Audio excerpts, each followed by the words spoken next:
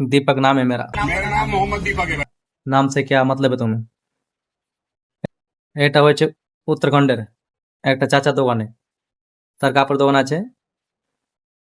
কিছু হিন্দুপন্থী গেছিল, কট্টর হিন্দুরা। দোকানের সামনে গিয়ে বলছে কি নামটা সরাতে হবে আর কি। बाबा कौन है? हाँ, हमारे सिद्ध बाबा हैं। हाँ, हमें उससे मतलब नहीं है, आप इसे चेंज करवाइए बाबा सब। তো সেখানে আমাদের দীপক ভাই এখানে এন্ট্রি নিয়েছে। বাস यहाँ पे सिद्धबली एक ही बाबा है, वो है सिद्धबली बाबा। और जितने वो खुली है, ये बाबा सिद्धबली स्वीट्स वगैरह ही क्या है? वो सब हिंदू की दुकान है। कोई मुसलमान क्या हो गया? मुसलमान नहीं भैया बात सुनो ना, आप जाने से यार भाई यार धक्का मत मारो यार, देखो সেখানে তার সঙ্গে হাতাপাতি হয়েছে আর কি।